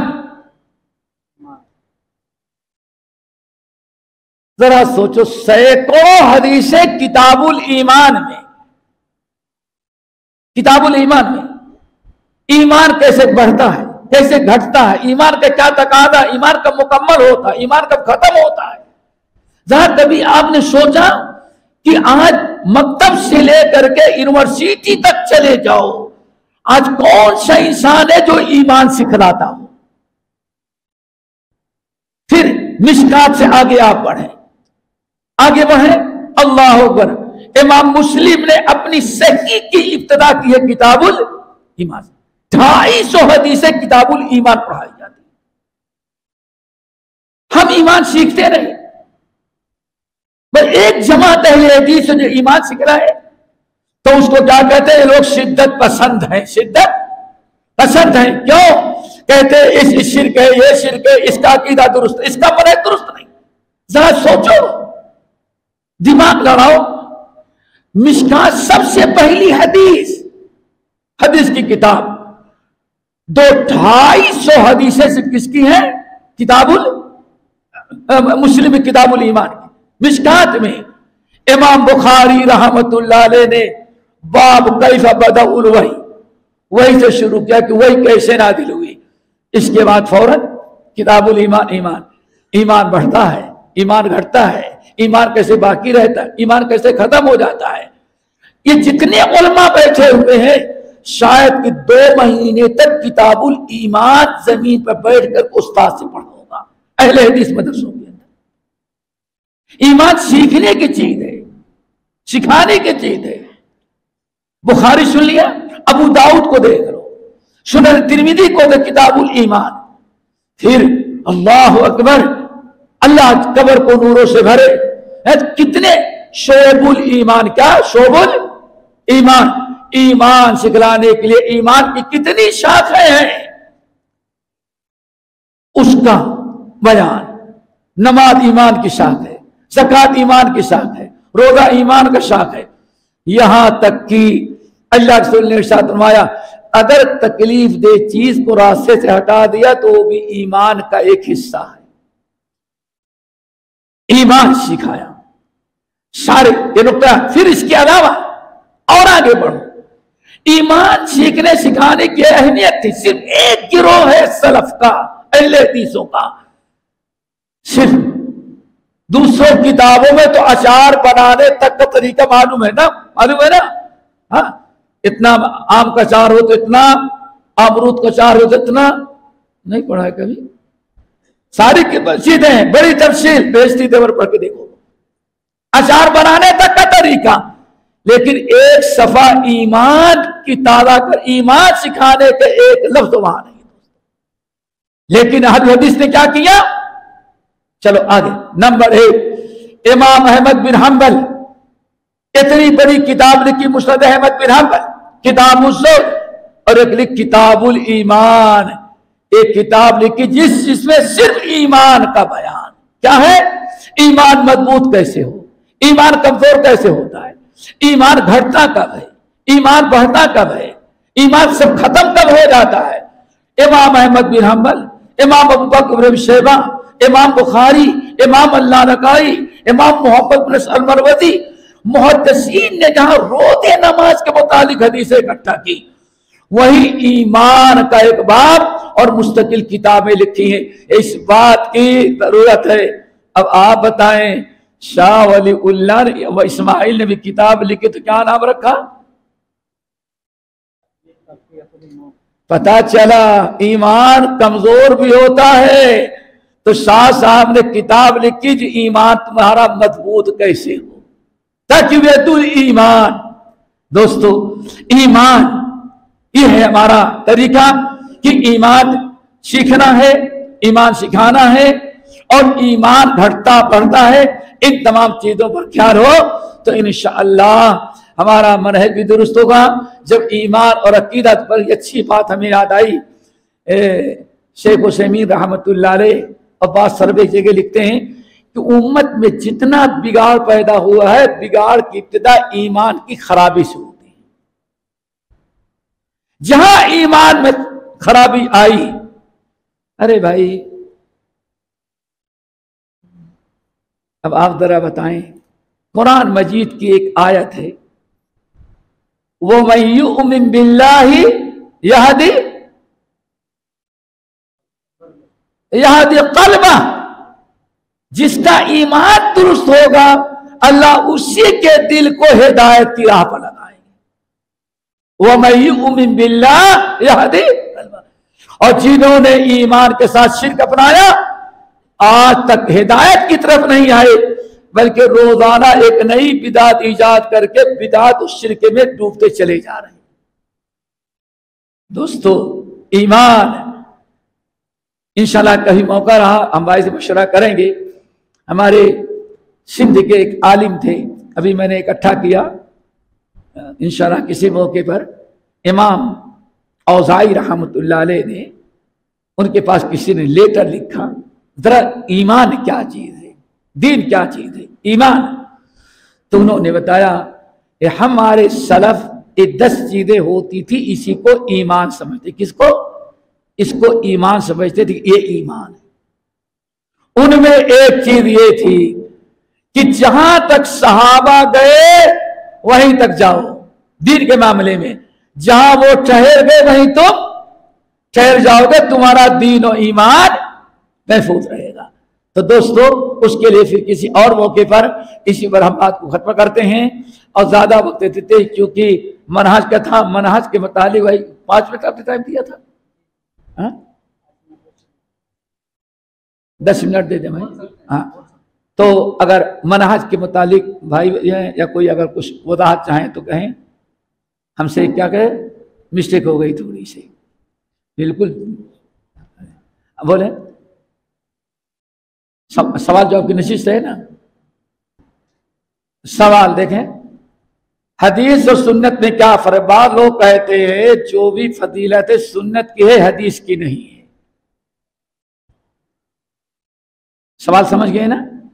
وہی لوگ کریں گے جن کا دماغ ٹیڑھا ہوتا ہے. سوال سمجھ گئے نا. کچھ لوگ کہتے ہیں حدیث اور سنت میں فرق یہ ہے. بعض لوگ کہتے ہیں جو بھی فضیلت سنت کی ہے حدیث کی نہیں ہے. میرے بھائی جو آپ نے زبان سے کہا 3 قسم کی سنتیں ہیں تمام سلف کے نزدیک. کتنے قسم کی؟ 3 کی. نمبر ایک قولی، نمبر 2 فعلی، نمبر 3 تقریری. کیا مطلب؟ حدیث کی حدیث کی ایک قسم یہ ہے کہ نبی علیہ السلام نے کوئی چیز کسی چیز کا حکم دیا. جیسے آپ نے بلغوا انی ولو آیا، ہماری ایک حدیث معلوم ہے تو پہنچا دو. صلو کما رأیتمونی اصلی، ویسے نماز پڑھو جیسے میں نے نماز پڑھی. خذو انی مناسککم، مجھ سے سیکھ لو. کہتے ہیں یہ جو ہے آپ نے جو کچھ کہا اس کو کہتے قولی حدیث، اور ایک ہے آپ نے کہا نہیں لیکن کیا ہے اس کو کہتے ہیں فعلی حدیث، اور ایک ہے تقریری حدیث. کیا؟ یعنی نبی علیہ السلام کی مجلس میں کسی نے کوئی بات کہی یا کوئی عمل کیا اور نبی علیہ السلام خاموش رہے تو وہ بھی سنت ہو جاتی. کیوں؟ اگر غلط ہوتا تو اللہ ضرور ٹوکتے. اب رہی بات، کچھ لوگ کہتے ہیں ان کا مقصد یہ ہے سلف کے نزدیک، تمام اہل علم کے نزدیک تینوں چیزوں کیا کہیں گے؟ حدیث بھی کہیں گے اور سنت بھی کہیں گے، حدیث بھی کہیں گے.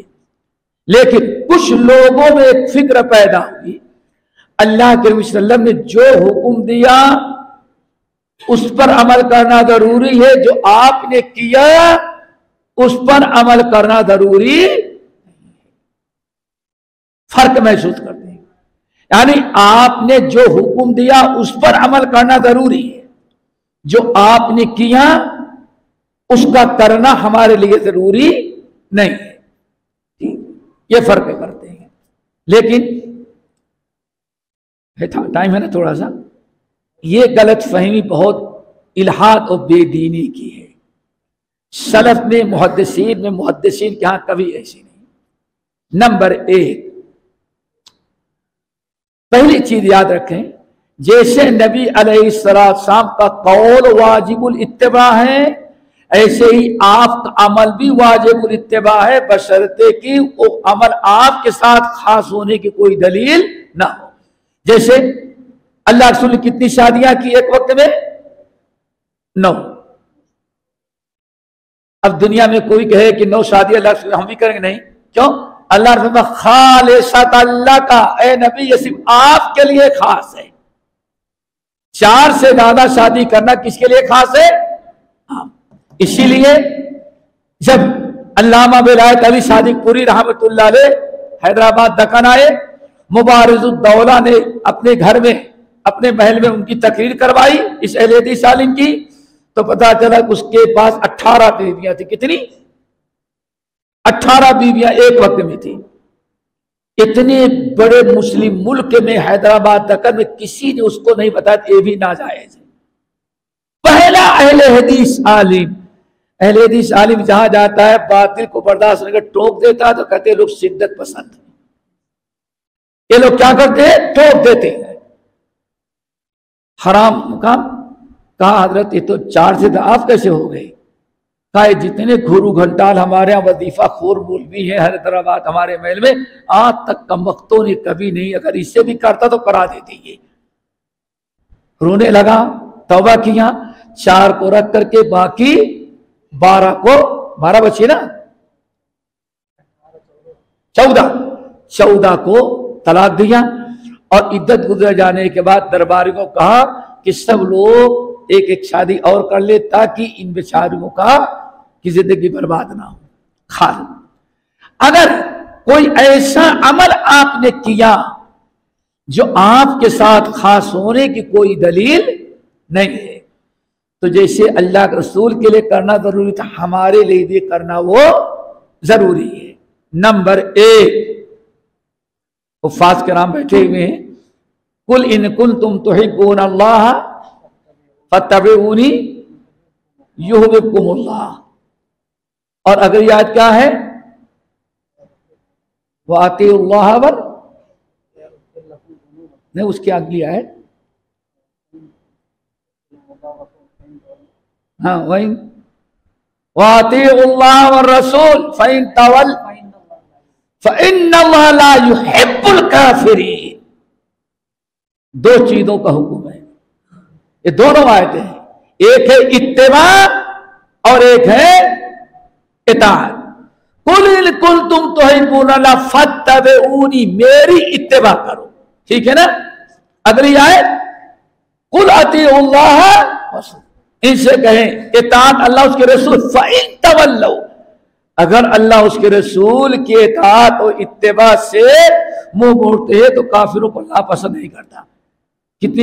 کس اللہ نے ان دونوں آیتوں پر غور کرو، سورۃ آل عمران کی آیت، اللہ نے پہلی آیت میں اتباع کا حکم دیا اور دوسری آیت میں اطاعت۔ کیا فرق ہے دونوں میں؟ سن رہے ہو نا؟ اللہ کے رسول صرف اطاعت کا حکم نہیں، اطاعت کا بھی دیا اور اتباع کا حکم دیا، اور دونوں کا ترک کرنے والا مجرم ہے۔ کیا فرق ہے؟ اتباع کہتے ہیں کسی نبی کے فعل کو، نبی نے جو کچھ کہا اس پر عمل کرنے کو کیا کہا جاتا ہے؟ اتباع، اور جو کچھ آپ نے اپنی زبان سے حکم دیا اس کو کہا جاتا ہے اطاعت۔ قرآن نے اتباع اور اطاعت دونوں کو حکم دیا ہے، اتباع بھی ضروری ہے اور اطاعت۔ فَإِن تَوَلَّوْا، اب کیا دلیل ہے؟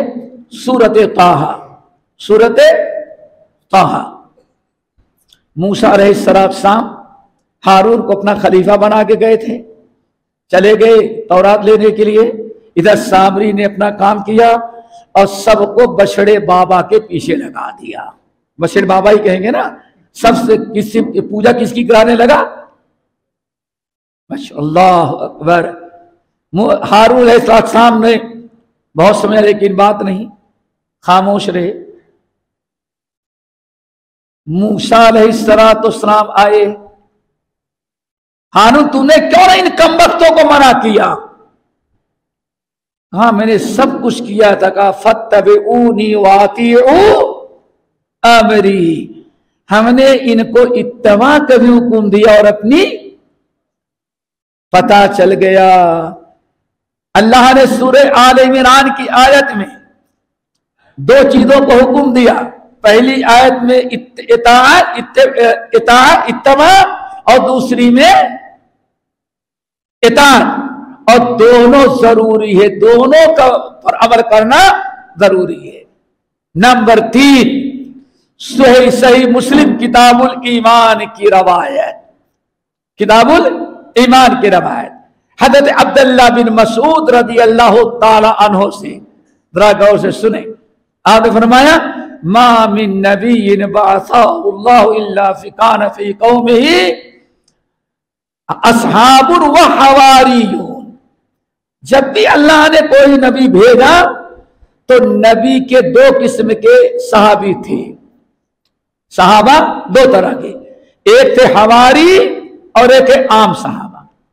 جیسے نبی علیہ السلام آئے، ایک عشرہ مبشرہ ہیں اور باقی عام صحابہ ہیں. اللہ کے رسول نے فرمایا جب بھی اللہ نے کوئی نبی بنا کر کے بھیجا تو نبی پر ایمان لانے والے دو قسم کے تھے، حواریون اور اصحاب. کانوا یہتدون بہدیہ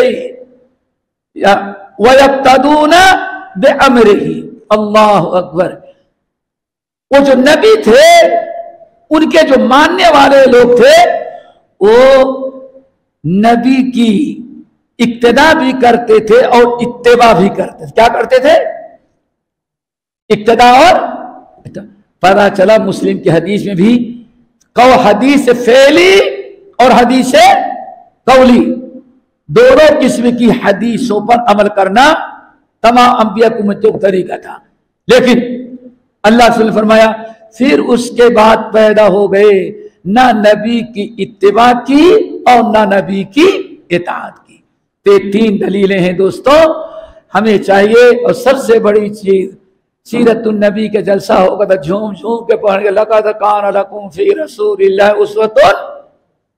نبی کے طریقے میں تمہیں بہترین اسوہ ہے. نبی کا طریقہ دو تھا، ایک قول کا اور دوسرے عمل کا. ایک چھوٹی سی مثال دے کے سمجھاتے ہیں. امام ترمذی رحمۃ اللہ علیہ سنن کے اندر ایک حدیث نقل کی. یہ نہایت خطرناک اور ایک ملحدانہ عقیدہ ہے. جو سوال کیا گیا ہے کہ جو آپ نے حکم دیا اس اللہ سنت کا حکم دیا ہے اور کس کا؟ سنت کی فضیلت ہے اور آپ کے عمل کی فضیلت نہیں. دونوں میں فرق کرتے ہیں. ایک مثال دیتے ہیں ترمذی کی اور شمائل ترمذی کی حدیث. ایک صحابی کہتے ہیں ہم راستہ پکڑ کے جا رہے تھے ہماری چادر جو تھی لنگی سمجھے وہ ٹخنے کے نیچے لٹکی ہوئی تھی، زمین پر گھسٹتی جا رہی تھی. چلے جا رہے ہیں ہم آپس میں. پیچھے سے کسی نے میری لنگی پکڑی، اٹھائی. ارفع ادارک، اپنی لنگی اونچی کر. بڑا غصہ آیا. کسی کی لنگی میں ہاتھ لگا دے کیا حاصل ہوگا؟ غصہ دے کے مارو کمبخت کو پلٹ کر کے. میری لنگی کھینچ رہا ہے. کب پیچھے پلٹا فَإِذَا هُوَ رسول صلی اللہ علیہ وسلم، اللہ کا رسول تھے. بس خاموش، ٹھنڈے ہو گئے. اللہ سے فرمایا ارفع ادارک، اپنی ازار اونچی کر لو. یا رسول اللہ فَإِنَّمَا هِيَ بُرْدَةٌ، ارے معمولی سے ایک لنگی ہے چند ٹکے کی، اگر نیچے چلتے چلتے خراب ہو گئی تو دوسری خرید لیں گے. اور بعض روایتوں میں آیا آپ نے لنگی پکڑی اور جو دور سے چھٹکا پیچھے پلٹا غصے میں تو اللہ سے فرمایا ارفع ادارک فإنه انقى واتقى وابقى. اللہ اکبر. یہ ہے نبی کی سنت کا اتباع کا. آپ تو اسوے کو اپنانا. اللہ کے بندے اپنی لنگی اٹھا لے. تین فائدے ہوں گے. فإنه ابقى وانقى واتقى. تین فائدے ہوں گے. نمبر ایک، تیری لنگی صاف ستھری رہے گی ورنہ کیچڑ میں لگ کر کے تیری لنگی گندی ہو جائے گی اور گندگی بھی جا سکتی. نمبر دو وابقى، اگر اونچی اٹھا لے گا تو مٹی سے بچی رہے، جلدی سڑے گی نہیں، زیادہ دن تک باقی رہے گی. کیوں؟ دھول مٹی میں لگے تو کمزور ہو جائے گی، سڑ جائے گی. اور انقى وابقى. نمبر تین واتقى. میرے بھائی اگر لنگی اوپر کر لو تو اس کی برکت سے تیسرا فائدہ ہوگا، اللہ تیرے دل میں تقوی عطا کر دے گا. میرے بھائی تین فائدے. ارفع ادارک فإنه انقى وابقى واتقى. تیرے پاس پیسہ ہے دوبارہ خرید لے گا، لیکن اگر میری سنت پر عمل کر لے گا، میرے حکم کو جو مان لے گا تو اس کی برکت سے اللہ تیرے دل میں تقوی پیدا کر دے گا. انکم ہے कहते हैं बात समझ में आ गई तो अल्लाह ने फरमाया अमा लका फी उसवतुन हसना, क्या मेरी इजाज़त जो तकने के ऊपर रहती है निस्फ सात तक, क्या मेरा तरीका तुझे पसंद नहीं है? अल्लाह अकबर। कहते बस जब सुना कि अल्लाह के रसूल का उसवा है, अल्लाह के रसूल ऐसे ही पढ़ते हैं, कहते बस हम समझ गए कि अब कुछ आगे नहीं। हमने कहा या रसूल अल्लाह अभी उठा लेते हैं और कभी अब आइंदा नहीं करती बेटा।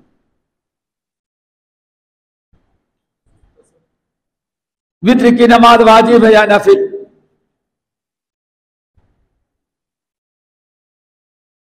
मेरे भाई तमाम अहले इल्म, इमाम, सारे मुहद्दिसीन, सारे अहलुल हदीस, सहाबा से लेकर के आज तक, इमाम मालिक, इमाम शाफई, इमाम अहमद बिन हंबल, जमहूर अहले इल्म के नजदीक वित्र सुन्ना है। क्या है? सुन्ना, लेकिन ताकीदी वित्र, ताकीदी सुन्नत है। समझ गए ना? पढ़ना जरूर है, छोड़ना नहीं है, सुन्नत है। छोड़ने का मतलब नहीं कि हम छोड़ते नहीं, सुन्नत का मतलब छोड़ना नहीं है, पढ़ना जरूरी है। बल्कि अल्लाह ने फरमाया मन नाबा और नसिया, जिसने सुन्नत वितर की नमाज भूल गया पढ़ना, छोड़ दिया, भूल छूट गई या भूल गया, सो गया, चाहिए कि वितर की नमाज की कज़ा करे। तो तमाम के अंदर सुन्नत मुअक्कदा है। सिर्फ अबू हनीफा रहमतुल्लाह अलैह हैं जिनके यहाँ सुन्नत क्या है? वितर, यानी फर्द के करीब करीब है। इसीलिए तमाम अहले इल्म ने अबू हनीफा रहमतुल्लाह अलैह की इस बात में तरदीद की है, कहा कि वाजिब नहीं है बल्कि क्या है, ये सुन्ना है। अब किस्सा बयान करना बहुत लंबा हो जाएगा। अरे एक मिनट, उसमें थोड़ा और था, क्या हालत हैज में औरत नमाज पढ़ सकती? नहीं, हालत हैज में नमाज पढ़ना हराम है औरत के लिए। हालत हैज में पढ़ना हराम है। ये खवारिज जो थे, खारिजी फिरका खवारिज, उनका फतवा था कि औरत नमाज पढ़ेगी।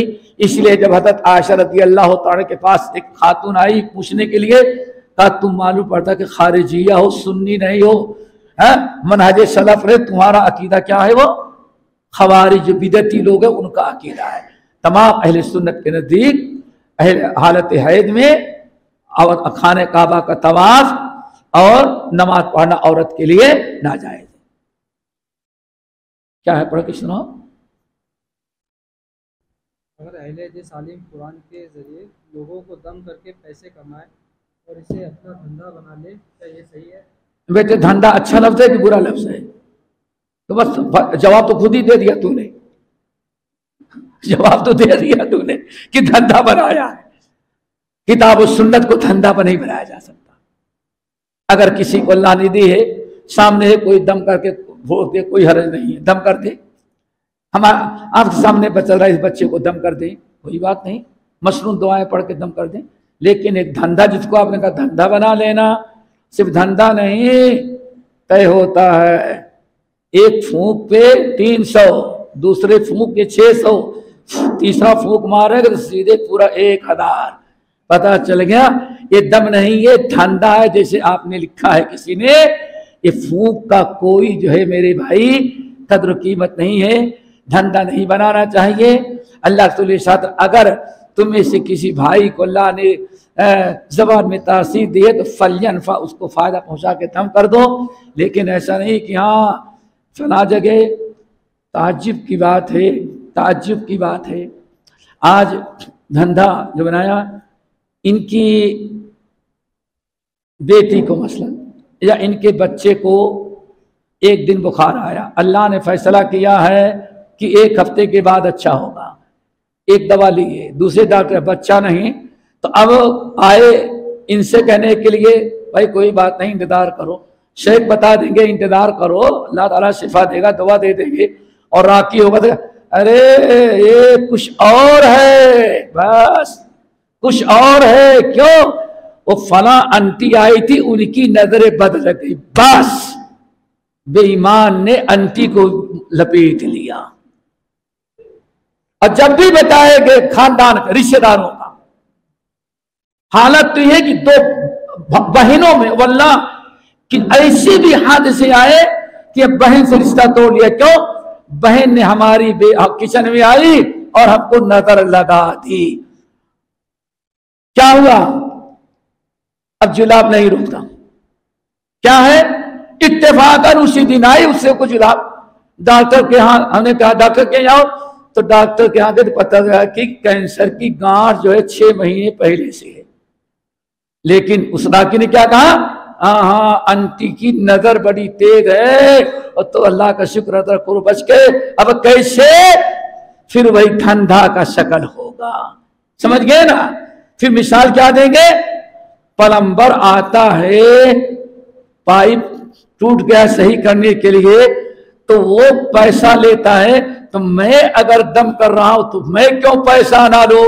डॉक्टर के यहां जाता है तो पैसा लेता है, मैं क्यों ना पैसा लूं? इसका मतलब एक कमाई है, धंधा। इस्लाम में इसकी इजाजत नहीं है। नबी अलैहिस्सलाम की सुन्नत के मुताबिक अगर कोई चाहे आप उसको दम कर दें। अब कुछ लोग पेश करते हैं हज़रत अबू सईद खुदरी वाला वाक़या, एक मखसूस खास था। सलफ ने उसको कभी हुज्जत नहीं बनाया कि हाँ दम करने की उजरत ली जाए। उजरत ली जाती है। अल्लाह अकबर। हमने एक सबको टेलीफोन किया, हमारे आदमी जा रहे हैं, ज़रा इनको परेशान हैं। आज से तकरीबन 30 साल पहले, नाम नहीं लेता, अब तो माशाल्लाह बहुत बड़े बन गए हैं, कमा कमा करके। 3 मुर्गी का जिसका नाश्ता होता है, समझ जाए कौन होगा वो, समझ गए ना? तो उन्होंने फौरन क्या कहा, भेजा। तो कहने लगा कि अल्लाह अकबर। वहां किसके पास भेज दिया? आंख ऐसे फाड़ के देखा, उसका अलग से फीस, दम किया उसकी अलग से फीस, और आने लगे 40,000 का माजून बना के दिया, उसकी अलग से फीस। मेरे भाई, गरीब आदमी के खून क्यों चूसते हो? अल्लाह ने ज़बान में ताज पढ़ कर रखे, दम कर दो तीनों को। फिर सबसे बड़ी चीज है इंसान अपने से दम करे, अपने शुरू किया करे, पढ़े। वो बहुत अच्छा आपने इस्तेमाल किया, भाई ने सवाल किया, धंधा बना लेता है। तो मैंने कहा धंधा गलत है तो जवाब देने की जरूरत ही नहीं। चलो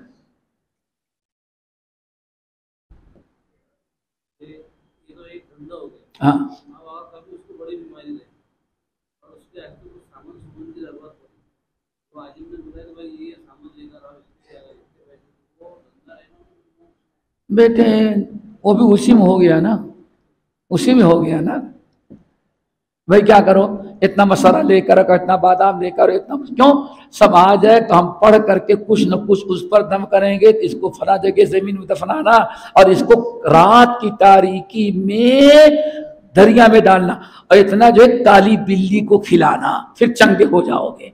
ये अलग से गुनाह के काम कर रहा है, समझ गए ना? अच्छा, कमाल है, कमाल है। जब तक किसी जगह राखी लाए, किसी की हाजिर नहीं।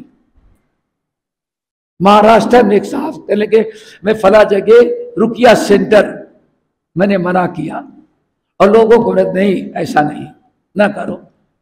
आखिरकार नहीं माने। मैंने कहा कि अगर रुकिया सेंटर जिस दिन खोल दिया इसने, तो समझ जाओ कि इस शहर का कोई घर ऐसा नहीं होगा जिसके अंदर जिन ना हो।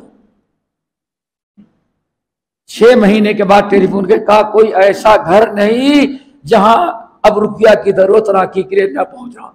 फिर राखी क्या कहता है, जरा अगर ऐसा करोगे तो मैं 10 जिन लेकर के आया घुसेड़ दूंगा तुम्हारे घर के अंदर। ये है रुकिया करने वालों का चक्कर। क्या कहता है, 500 किलोमीटर दूर से आया है। अब अगर गलत कहोगे और हमारा सेंटर खोलने मना करोगे तो हम 30 लेकर 30 को तुम्हारे घरों में घुसेड़ देंगे। अल्लाह अकबर। यानी ऐसी धमकी देना कि हम जिन तुम्हारे घरों में कुछ छोड़ जाए तब हमको बुलाओगे तुम। ये सब दुआ करें जी।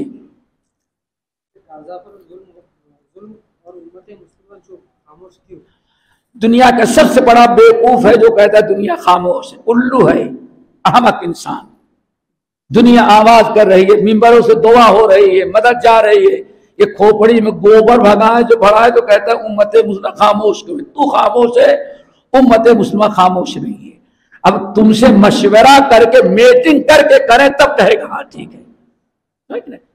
दुनिया का सबसे बड़ा बेवकूफ झूठा इंसान वो है जो कहता है उम्मत, अरे तू थर्ड क्लास का आदमी नहीं खामोश है तो ये मिंबर वाला मौलवी क्यों खामोश रहेगा?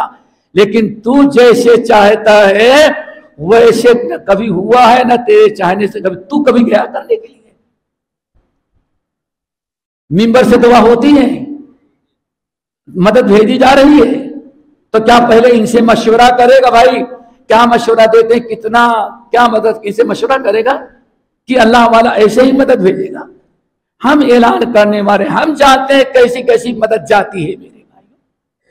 तो इसलिए दुनिया का सबसे बड़ा झूठा नंबर ही झूठा है, फराडी और फसादी, जो कहता उम्मत मुस्लिमा तुझसे सारे मुसलमान गैरतमंद हैं जो फिक्र करते तुझको अकल नहीं कि हाँ फिक्र कैसे की जाए।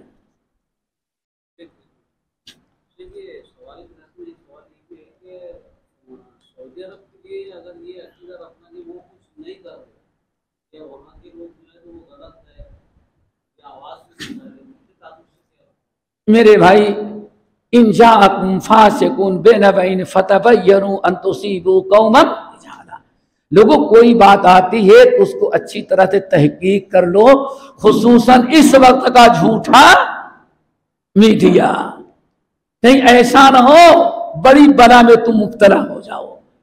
जरूरत है तहकीक करना। अल्लाह रसूल का फरमान है सही मुस्लिम के हदीस, कफा बिल मरई कदिबन अन युहद्दिस बिकुल्लि मा समिया, एक इंसान के सबसे नंबर ही झूठा होने के लिए काफी है जो मीडिया में सुनता है उसको हक समझकर गैरों तक जी। अच्छा कमाल है, सऊदीया ही सबका ठेकेदार है क्या? आम मस्जिद बनाए तब वो ठेकेदार, मदरसा बनाए तब वो ठेकेदार, तुम्हारे सैलाब है तब वो ठेकेदार। सऊदीया सबका जिम्मा लिया है क्या? खाते भी हो गालियां भी देते हो। सऊदीया ही क्यों, आपके दाएं बाएं भी तो मुस्लिम मुल्क है, इनके बारे में कभी क्यों नहीं आवाज उठाता? वो होना चाहिए ना भाई, तुम हो तो तुम कितनी आवाज उठाए? तो एक ही क्यों तनकीद कर? सारा मसला तौहीद का इत्तिबा सुन्नत का है, समझ गए ना? चलो हमारे लिए कोई बात नहीं, आप अपना सोचें सवालात के बारे में। शादी का खाना लड़की के बराती हो या लड़के के खाना जायज है? मेरे भाई इसराफ फुदूल खर्चे से बचा हुआ है तो कोई हर्ज नहीं है इंशाअल्लाह। जो भी सवाल है थोड़ा दोहरा दें ताकि माइक वरना लोगों को सवाल नहीं पता चलता है।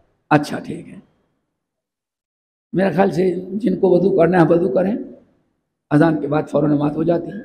जिनको वضو करना है वضو करें। ये तो हो गया, क्या है? अमीर मुआविया रदी अल्लाह तआला के बेटे यजीद को क्या रदी अल्लाह अन्हु कह सकते हैं या नहीं? मेरे भाई आप हर एक के लिए दुआ करते भाई अल्लाह आपसे राजी हो, लेकिन रदी अल्लाह अन्हु एक इस्तिलाह बन चुकी है सहाबी की, तो उसको उसी के साथ खास रखा जाए, सबसे बेहतर है। समझ गए ना? रदी अल्लाह एक है दुआ, भाई अल्लाह आपसे राजी हो जाए, कोई बात नहीं। अल्लाह ताला आप हमसे राजी हो जाए, कोई बात नहीं। शेख से राजी हो जाए, हमारे भाई से राजी हो जाए, कोई बात नहीं। मुआविया से भी अल्लाह राजी हो जाए, कोई बात नहीं है। लेकिन लफ्ज रदी अल्लाह अन्हु कहना वैसे ही जैसे अंबिया के लिए अलैहिस्सलातो वस्सलाम है, जो एक इस्तिलाह है उसकी पाबंदी करें, वरना सामने वाला क्या कहेगा, भाई मुआविया तो साहब ने फिर क्यों रदी अल्लाह अन्हु कहते हैं? समझ गए ना? इस्तिलाहात का एतबार किया जाए। हम अपने ईमान में इजाफा कैसे करें? कभी कभार नेक अमाल की तरफ दिल बहुत रागिब होता है और कभी सिर्फ फर्ज नमाज पढ़कर इत्तफाक करने का दिल चाहता है। दिल चाहता है कि नहीं क्या करूं अज़कार, लेकिन अमल में क्या अमल नहीं हो पा रहा है। मेरे भाई पहले तो अल्लाह ताला को शुक्र करो जितना कर रहे हैं, और एक चीज पर गौर करें। अगर आपका दिल चाह रहा है कि सुन्नते क्या कहते हैं, फर्ज नमाज के बाद सुन्नत ना पढ़ें और क्या जिक्र अस्कार ना करें, नहीं दिल चाह रहा है, जरा आप एक चीज सोच ले, अगर हम पढ़ लेंगे तो कितना सवाब मिलेगा और छोड़ देंगे तो कितना हमारा सवाब का नुकसान होगा। जब आपको पता चल जाए, अल्लाह अकबर, आप बताएं कि अगर तस्वीर पढ़ लेते 33 मरतबा तो कितना सवाब मिलता और छोड़ करके चले गए तो कितना नुकसान हुआ। जरा उसके फदाइल पर, नुकसान और फायदे पर गौर करेंगे तो इंशाल्लाह कभी कोई नेकी छोड़ने का दिल नहीं जाएगा। जी। अहले हदीस के उलमा अक्सरियत हजरत अली बाबा की फजीलत ज्यादा बयान करते हैं, हजरत अली ऐसा क्यों नहीं? अल्लाह अकबर। ये अहले हदीस उलमा पर बहुत बड़ा इल्जाम है। कोई अहले हदीस आलिम आज तक दुनिया में नहीं पैदा हुआ होगा और इंशाल्लाह क़यामत तक पैदा नहीं होगा, इल्ला कि नाम का अहले हदीस हो, अंदर कुछ और हो। बोर्ड लगा है आब जमजम का और अंदर कुछ और हो, अंदर निफाक हो और टाइटल कहे हम अहले हदीस, मस्जिद में नमाज पढ़ते हैं, आधे हदीस मौलाना से हमारे ताल्लुकात है, वो अलग से चीज है। कोई अहले हदीस आलिम या अहले सुन्नत वल जमात अहले हदीस ही नहीं, कोई सुन्नी आलिम कभी भी अमीर मुआविया को हजरत अली के मुकाबले में खड़ा नहीं कर सकता। हजरत अली तमाम सलफ के कौल के मुताबिक अब अबू बकर, उमर, उस्मान के बाद अली रदी अल्लाह तआला की फजीलत है। अक्सर अहले इल्म, बाद अहले इल्म का ख्याल है कि नहीं, हजरत अबू बकर, उमर तक तो हैं, लेकिन उस्मान और अली में हजरत अली को फौकियत है। इतना तो बाद लोग कहते हैं, वरना जमहूर अहले इल्म का ख्याल यही है मुसलमानों का कि चारों खुलफा के बाद ही अमीर मुआविया का नंबर आता है, न अशरे मुबशरा में से हैं और न वो सहाबा जिनके बड़े फदाइल हैं। लेकिन हाँ, इतना जरूर है कि अमीर मुआविया लान तान और गाली के मुस्तहिक नहीं है।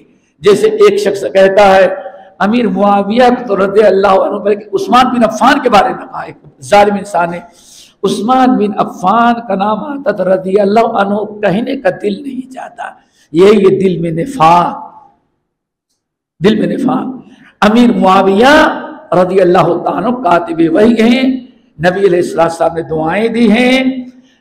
अगर अली और उनका कुछ इख्तिलाफात हुआ तो अल्लाह, तमाम सलफ का तरीका क्या है, उस्कुरू मिन हसनातिहिम, अल्लाह के रसूल का सहाबा के मुतालिक सलफ का मनहज और तमाम मुसलमानों का तकरीबन अहले सुन्नत वल जमात का मसला है, मनहज है कि हमेशा जितने भी सहाबा हैं हर एक के फदाइल, मनाकिब, उनकी खूबियों का तस्करा किया जाए, निगाह रखी जाए, उनके नकाइस का न जिक्र किया जाए, न उस पर उनको इशारा जाए।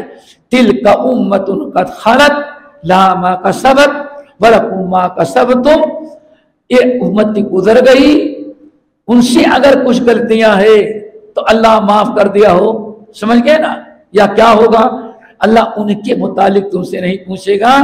इसलिए ऐसे मौके पर सुकूत इख्तियार करना सलफ का मनहज सबसे अच्छा है। जी, हमारे लिए कोई बात नहीं, हमारे तो आप जब कहेंगे रोक देंगे। क़यामत के दिन 70 फिरके होंगे, उनमें से एक फिरका जन्नती होगा। इस हदीस को वादे करें मेरे भाई, हमें वादे करने की क्या जरूरत है जब अल्लाह रसूल ने वादे फरमा दिया कि वही गिरोह होगा मा अना अलैहि व सहाबी, जो हमारे और सहाबा के तरीके पर होगा।